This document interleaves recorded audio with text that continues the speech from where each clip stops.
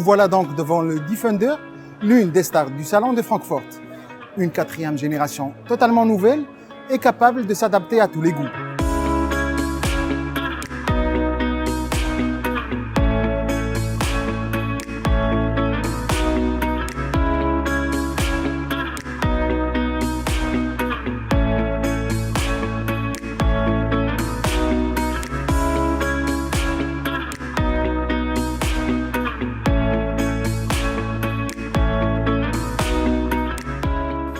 Réinventer une icône de l'automobile depuis 70 ans n'est jamais une mince affaire.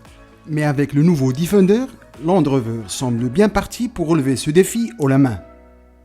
Dévoilé en première mondiale avec ses deux variantes 3 et 5 portes, le nouvel opus a tout d'un digne héritier. Il a même pris soin de ne plus être le parent pauvre de sa fratrie en matière de technologie embarquée, de raffinement à bord ou de comportement routier. La silhouette rectangulaire est toujours de rigueur et les clins d'œil au passé sont nombreux, à l'image du capot généreusement bombé, des ouïes verticales devant les portières avant ou encore des côtés vitrés du toit. C'est du néo-rétro sans trop l'être, moderne mais sans jamais tomber dans l'excès, comme nous l'explique le directeur marketing du nouveau Defender. Nous nous sommes évidemment largement inspirés du Land Rover originel.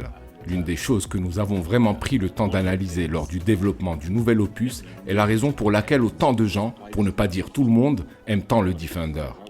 Pourquoi tant de propriétaires aux 4 coins du globe, mais aussi des gens qui n'en possèdent pas un, sont tellement attachés à ce modèle? Nous pensons que c'est parce que le Defender fait partie de la vie de ces personnes depuis toujours. Ils ont une histoire en commun.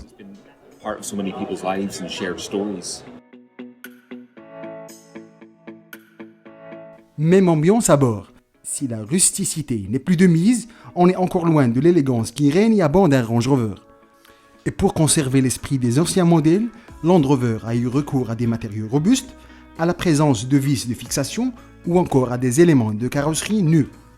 Sur le plan mécanique et technologique en revanche, la rupture est assumée. Le nouveau Defender en fait le plein.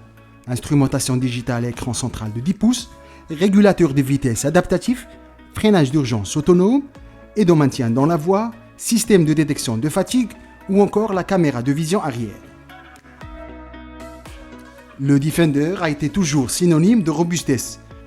Cette 4e génération a été conçue sur une nouvelle plateforme, une structure monocoque 100% aluminium qui lui permet en plus de devenir plus léger et forcément consommer moins.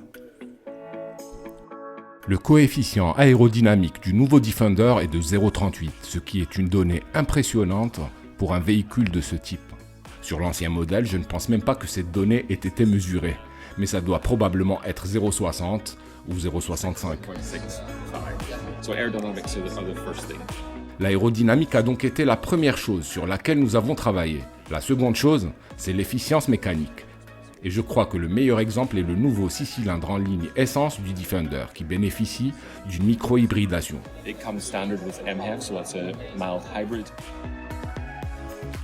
Pour son lancement, le Defender offre le choix entre 4 motorisations dont 2 4 cylindres diesel développant 200 et 240 chevaux.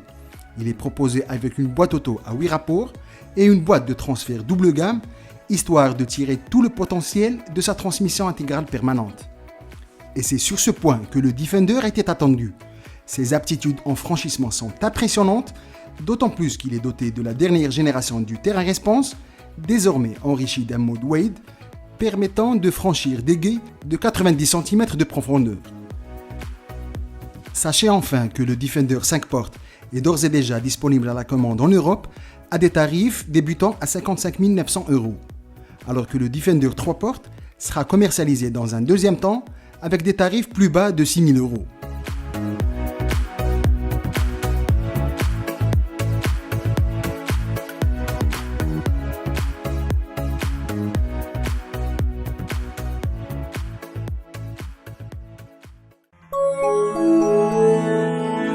À très vite sur wandaloo.com.